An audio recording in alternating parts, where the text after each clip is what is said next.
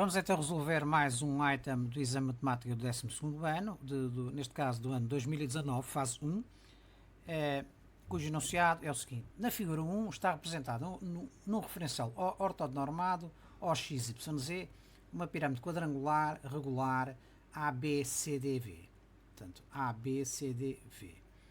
Os vértices A e C têm coordenadas respectivamente de 2, 1, 0 e 0, menos 1, 2. E o vértice V tem de coordenadas 3, menos 1, 2. Determina a amplitude do ângulo VAC, isto é, VAC, portanto o ângulo formado entre o lado de extremidade VA e o lado de extremidade AC, e apresenta o resultado em graus arredondado às unidades. Se em cálculos intermédios proceder a arredondamentos, conserva no mínimo 2 casas decimais. No ponto 2 determina uma equação do plano. Aqui menciona uma equação porque um plano pode ser representado por infinitas equações, não é? Que contém a base da pirâmide. Apresenta essa equação na forma ax mais by mais cz mais d igual a 0. Portanto, se a pirâmide é regular e é quadrangular, significa, para ser regular, o que é que significa? Que a pirâmide tem que ser reta e tem que ter uma base cujo polígono tem arestas iguais. Portanto, o polígono da base tem que ser um polígono regular, isto é, de arestas exatamente iguais. Se nós analisarmos aqui a figura, e esta figura é um pouco enganadora, portanto, pode condicionar a resolução do problema, pode-nos induzir-nos a erro. Dá a ideia que, para já, a pirâmide, sendo quadrangular, aqui dá a ideia que a pirâmide tem uma base retangular e é uma pirâmide que não é reta. Isto é, que é oblíqua, isto é, a projeção do vértice V sobre a base não coincide com o centro da base, como vamos ver já em seguida, dinamicamente, no GeoGebra. Vamos então ver esta questão do enunciado que nos é fornecido. É um pouco enganador porque pode nos levar a um raciocínio errado. Ora, vejamos, dão-nos as coordenadas do ponto A, 2, 1, 0, dão-nos também as coordenadas do ponto C, 0, menos 1, 2, depois, de acordo com a figura, dá a ideia que o ponto D é simétrico ao ponto A relativamente ao eixo do X, portanto, traça-se uma circunferência, procura-se o centro da circunferência e o ponto de interseção dá-nos o ponto D. Depois, com o ponto D, traçamos esta aresta da base, portanto, CD, depois a outra aresta paralela a AD e depois, finalmente, a quarta aresta da base paralela a DC. Portanto, temos a base da pirâmide traçada. Em seguida, temos o vértice, de coordenadas 3, menos 1, 2. Temos a diagonal, AC, onde o ponto médio será o ponto de origem de um vetor, em termos de altura. Cá temos a base e temos a pirâmide. O que é que se verifica? Verifica-se se traçarmos o vetor perpendicular, nós não temos a base, a pirâmide para já não é uma pirâmide quadrangular regular, não é? Portanto, nem é quadrangular, portanto, porque não tem base regular, porque não é um quadrado, nem é regular, também não é regular porque não é reta, não é? Portanto, a projeção do vértice não coincide com o centro da base. Portanto, isto pode ser enganador em termos de cálculo, não é? Portanto, eu queria deixar isto bem claro, que em termos de exercício é preciso ter atenção muito à figura e por vezes a figura, é preciso saber se a figura retrata ou não retrata a realidade. Visto isto, vamos iniciar então a resolução. A sequência de construção geométrica da pirâmide quadrangular regular é esta. Portanto, vamos já ver sequencialmente esta construção geométrica em termos de GeoGebra. Portanto, o ponto médio, nós partimos do ponto A, C e V, que são os 3 pontos dados. Temos a direção AC, que é uma direção de uma diagonal da base, e podemos determinar o ponto B, que é o ponto médio do segmento AC. Depois, com esse ponto médio, se a pirâmide é regular, significa que ela é reta. Portanto, a direção EV é perpendicular à base. E, portanto, sendo que EV o comprimento desse segmento vai ser a altura da pirâmide. Depois, na fase 3, nós podemos traçar as duas arestas laterais da pirâmide, a aresta VC e VA. Porquê? Porque conhecemos o vértice e conhecemos os dois vértices da base. Falta-nos traçar os outros dois vértices da base, da pirâmide. Mas de qualquer modo, podemos já ver aqui que o plano da base pode ser definido por esta reta perpendicular que contém os pontos V e E, que contém, portanto, o segmento da altura da pirâmide, e um dos pontos, neste caso o ponto A, por exemplo, podia ser o ponto C.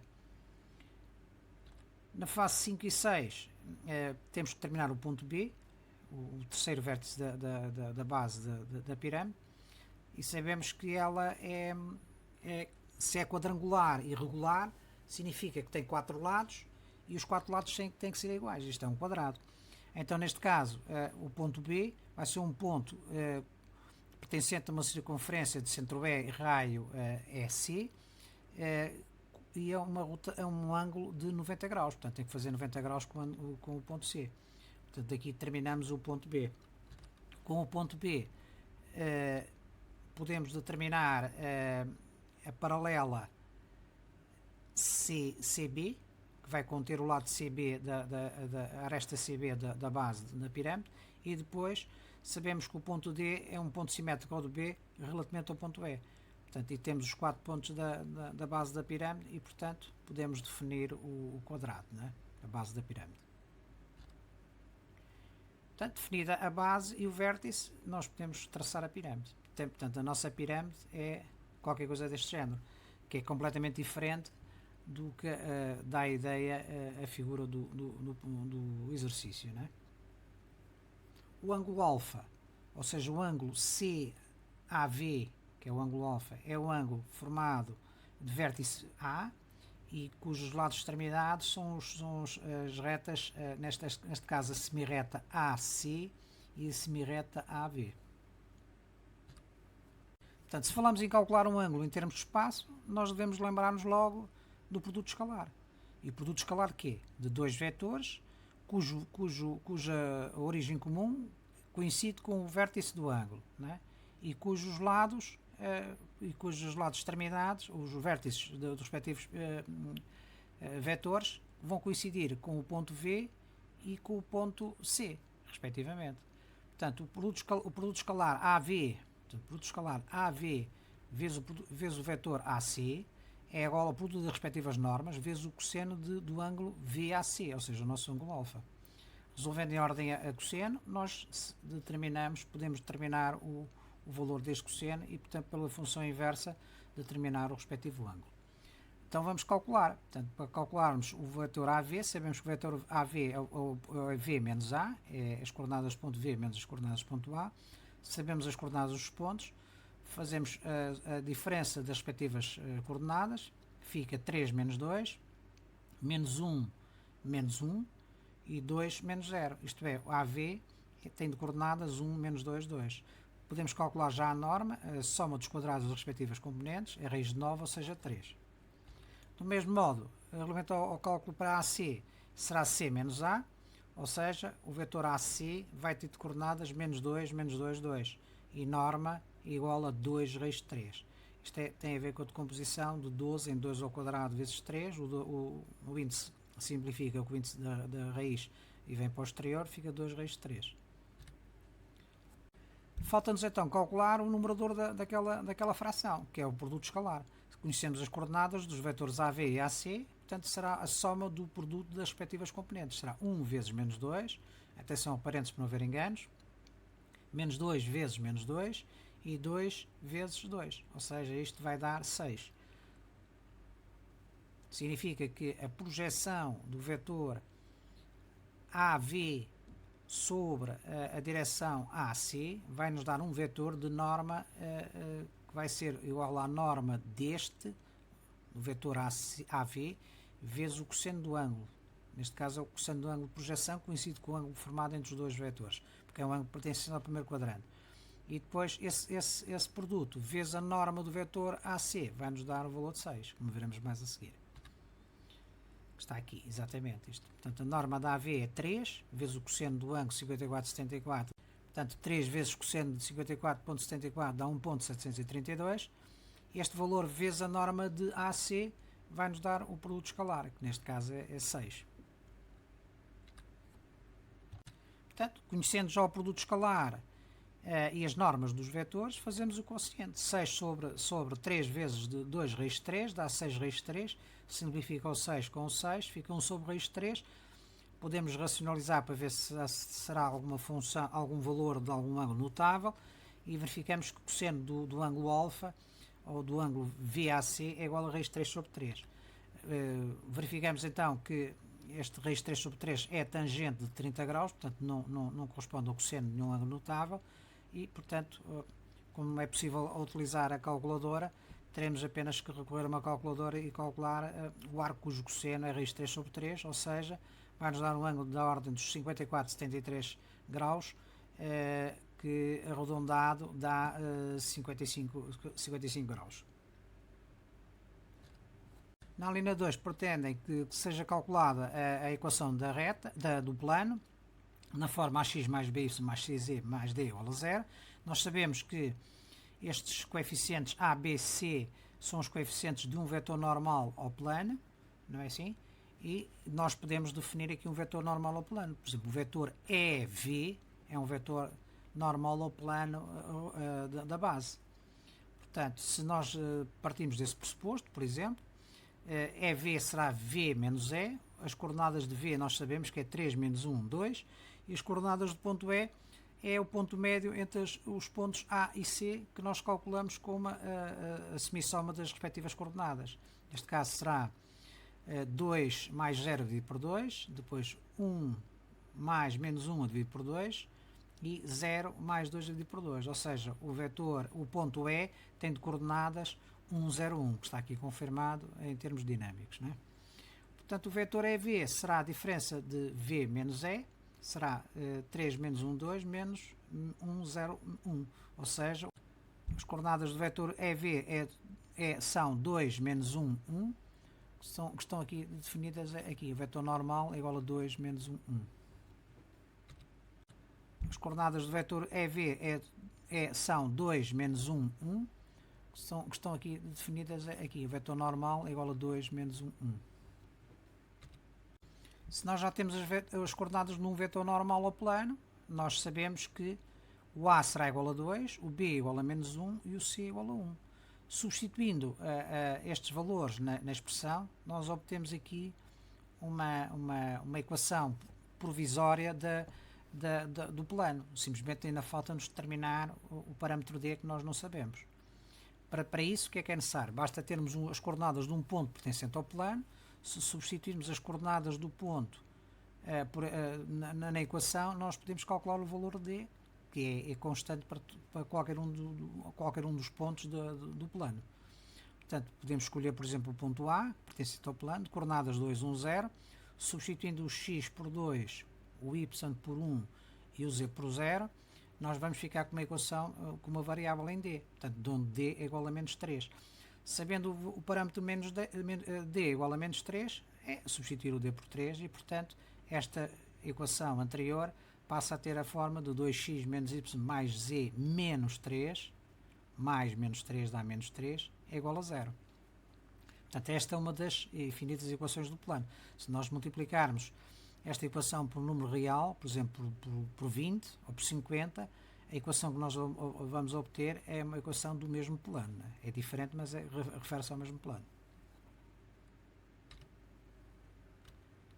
Vamos então ver em termos dinâmicos no GeoGebra a resolução do problema. Vamos então ver a sequência de construção da nossa pirâmide quadrangular, regular. Temos então o ponto A e o ponto C dados. Temos esta direção, AC. O vértice de coordenadas 3, menos 1, 2. O ponto E, o ponto médio entre do segmento reta AC. E podemos traçar, a partir do vértice dos pontos C e A, as duas arestas laterais da pirâmide quadrangular. E então com o vetor normal ou com a reta normal que passa pelos pontos V e E e por um ponto qualquer, por exemplo o ponto O, nós podemos definir o plano da base da pirâmide, que é este. Depois, nós sabemos que o terceiro vértice pertencerá a uma circunferência de centro E e de raio EC ou EA, e que se a pirâmide é quadrangular e é regular, significa que a base tem arestas iguais, isto é um quadrado. Portanto, será um ponto que ficará a 90 graus do ponto C, ponto B, cá está, e a partir deste ponto B nós traçamos as arestas da base, portanto a aresta BC, e por simetria de B definimos o ponto D, né? A simetria regulamenta ao ponto E. Portanto, temos a base da nossa pirâmide definida, cá está o quadrado, né? A altura será então VE, neste caso sim, é um vetor, será um vetor, o vetor EV será um vetor perpendicular à base, o que não acontecia no caso inicial que nós mostramos. Pronto, e a partir de agora traçamos a pirâmide. Temos a nossa pirâmide quadrangular regular. O norma é igual a 1.732, que é exatamente a norma do vetor AV, que é 3, vezes o cosseno deste ângulo. Portanto, dá-nos a projeção. Depois, este vetor de projeção AE vezes a norma do vetor AC, que é 2 raiz de 3, portanto o produto de 1.732 vezes 2 raiz de 3 dá 6, portanto que é o nosso produto escalar. Podemos então ver aqui o nosso ângulo alfa, o nosso ângulo CAV ou VAC, é a mesma coisa, de amplitude aproximadamente 55 graus, neste caso 54,74. Relativamente à segunda questão, nós pretendemos calcular a equação do plano da base, que é este plano lilás, e então podemos definir esse plano tendo por base o vetor normal e um ponto do plano. Neste caso escolhemos o ponto A. E portanto o nosso plano vai ter de equação 2x menos y mais z menos 3 é igual a 0. É evidente que esta equação é uma das equações possíveis, né? Se nós multiplicarmos a equação do plano por um número real qualquer, e se multiplicarmos ambos os membros, nós vamos obter equações diferentes, né? Que resultam da multiplicação da equação inicial por um valor k pertencente a R, mas o plano é exatamente o mesmo.